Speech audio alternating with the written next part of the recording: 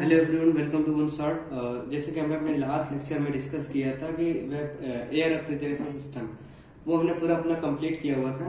और आज जो हम स्टार्ट करने वाले हैं वो है वेपर कंप्रेशन रेफ्रिजरेशन सिस्टम। यानी कि अब इसका उद्गम क्यों हुआ, इसकी जरूरत क्यों हुआ, क्योंकि एयर रेफ्रिजरेशन सिस्टम जो हुआ वो एयर रेफ्रिजरेशन सिस्टम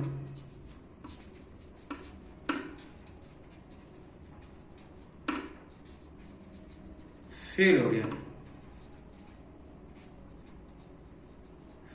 गया। और इसके रीजंस क्या थे, यानी इसके फेलियर के रीजन क्या थे, फेल क्या हो गया, यानी कि इसका यूज नहीं होता था। इसके फेलियर के रीजन क्या थे कि नंबर फर्स्ट था सीओपी बहुत कम थी।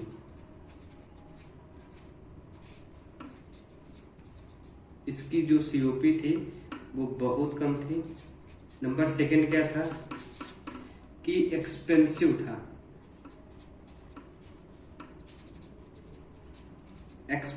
था। नंबर थर्ड क्या था कि एरिया कंजर्व था, यानी कि बहुत ही ज्यादा एरिया लेता था। और सबसे जो जरूरी बात यह थी कि उसकी सीओपी कम थी, उसकी सीओपी 5 से कम थी, यानी कि लेस देन 5 थी। इसी वजह से इसका एयर रेफ्रिजरेशन का प्रयोग न किया गया। इसके बाद देखा गया कि कुछ ऐसा वाला जो अपनी फेस को चेंज कर दे, तो वहां पर वेपर का प्रयोग किया गया और वेपर कंप्रेशन रेफ्रिजरेशन सिस्टम हुआ। अब अगर देखें वेपर कंप्रेशन रेफ्रिजरेशन सिस्टम, अगर हम VCRS की बात करें, VCRS का प्रयोग क्यों हुआ, तो VCRS प्रयोग हुआ तो किस चीज पर प्रयोग हुआ, तो यानी ये होता है वो रंकाइन साइकिल।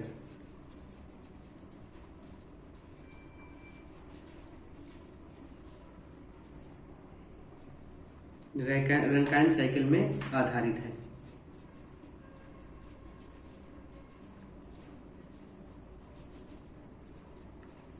ये जो साइकिल है वो रंकाइन साइकिल पर आधारित है। अब रंकाइन साइकिल में होता क्या क्या है, हम वो चीज भी देख लेते हैं कि रंकाइन साइकिल जो आधारित है इस पर होता क्या क्या है। ठीक है, तो रंकाइन साइकिल की बात करते हैं तो इस पर 4 प्रोसेस होती हैं, यानी जो नंबर 1 से 2 प्रोसेस होगी, 2 से 3,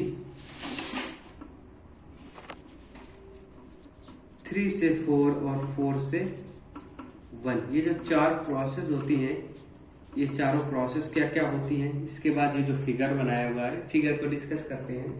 ये चारों प्रोसेस होती हैं, ये होती है रिवर्सिबल। जो पहली प्रोसेस होती है रिवर्सिबल एडियाबैटिक प्रोसेस होती है। Reversible adiabatic compression, reversible adiabatic compression. जो 2 से 3 होती है वो होती है रिवर्सिबल आइसोबारिक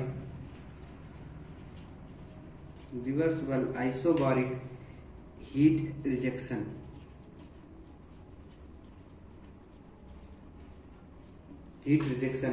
जो नंबर थर्ड होती है वो होती है आइसेंथैल्पिक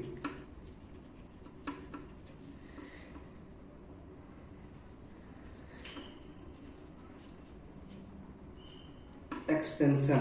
और जो नंबर 4 होती है वो होती है रिवर्सिबल आइसोबारिक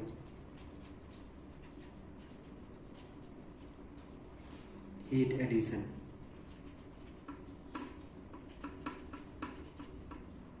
अब ये है इसका जो हम जो प्रोसेस पढ़ेंगे, इसका रिटन नोट्स आपको मिल जाएगा। ठीक है, तो यहाँ पर हम लोग देखते हैं कि हमारा जो स्टार्टिंग होता है वो स्टार्टिंग यहाँ से होता है।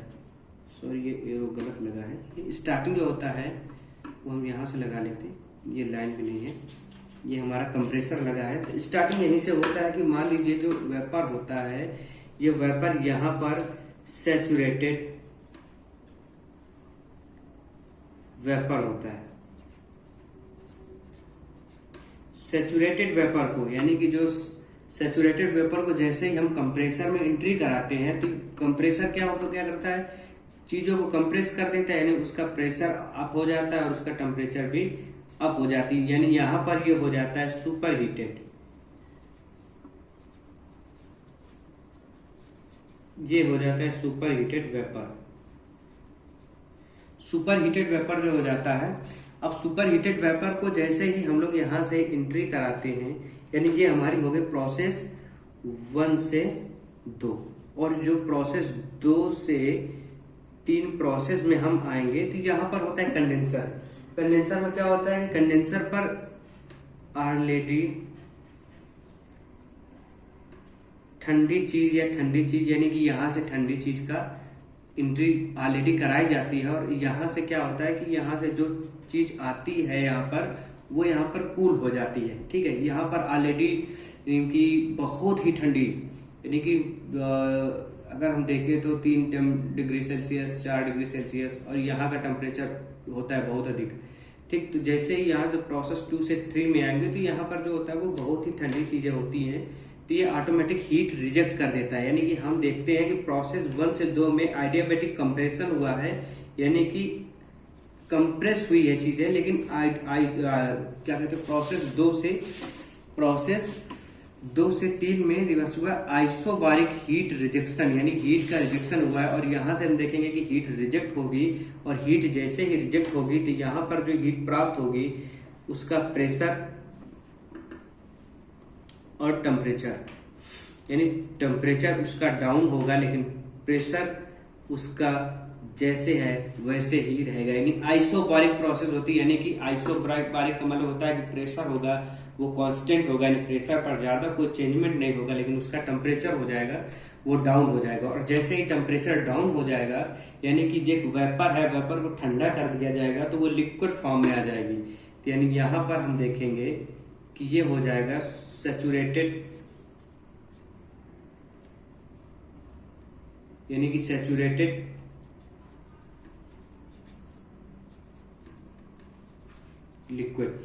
लिक्विड फॉर्म में आ जाएगी ये। ठीक है, अब सैचुरेटेड लिक्विड फॉर्म को जैसे ही हम एक्सपेंशन वाल्व में एंट्री कराएंगे, तो एक्सपेंशन वाल्व में एंट्री करने पर कैपिलरी वाल्व टाइप होता है, यानी कि एक बहुत ही पतली वाल्व होता है। यहाँ से जो एयर आती है, यहाँ से जो वेपर आता है वो मिक्स फेज में हो जाता है। यहाँ से जो वेपर आता है वो मिक्स फेज में हो जाता है, यानी कि यहाँ से जैसे हम एक्सपेंशन वाल्व पर जैसे हम एंट्री कराएंगे, एक्सपेंशन वाल्व से निकलेंगे तो यहाँ से हमारा प्रेशर भी ड्रॉप होता है और टेम्परेचर भी ड्रॉप हो जाता है। यानी यहाँ पर जैसे ही प्रोसेस 3 से प्रोसेस 4 में आएंगे तो यहाँ पर प्रेशर ड्रॉप हो जाता है, और हमारा टेम्परेचर, यहाँ से टेम्परेचर तो ऑलरेडी ड्रॉप था तो टेम्परेचर हमारा और ड्रॉप हो जाता है, यानी डबल ड्रॉप, यानी कि हाईली ड्रॉप हो जाता है। और यहाँ से जैसे मिक्स फेस की वेपर को मिक्स फेस की वेपर को जैसे ही हम इवापोरेटर में एंट्री कराते हैं, तो इवापोरेटर का मतलब होता है वो रूम जहां से हमें हीट निकालनी है। तो इवापोरेटर में जो हीट होती है वो इसकी हीट जो भेजा जाता है वो हीट को ऑब्जर्व कर लेता है, और यहाँ से वापस ये सैचुरेटेड वेपर फॉर्म में आ जाता है। ठीक है, ये प्रोसेस होती है, यहाँ से ये फिर से सैचुरेटेड वेपर फॉर्म में आ जाता है। और यहाँ पर जो फॉर्म होती है वो मिक्स फेज की होती है, यानी लिक्विड प्लस वेपर, ये दोनों फॉर्म में ये यहाँ पर होता है। लिक्विड फॉर्म में भी होता है, वेपर फॉर्म में होता है, और यहाँ से जैसे ही निकलेंगे तो फिर से जैसे था। तो ये चीजें आपको समझ में आनी चाहिए।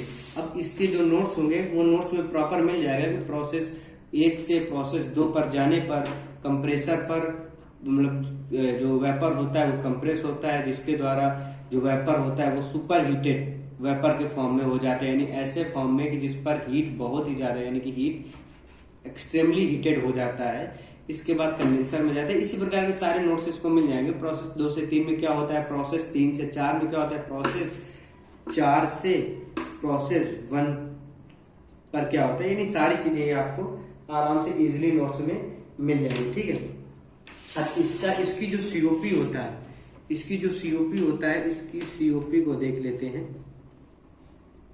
इसकी जो सीओपी होती है वो सीओपी होती है H1 - H4 divided by H2 - H1, या फिर इसी को हम लिख सकते हैं सीओपी बराबर H1 - H3 divided by H2 minus H1, ठीक।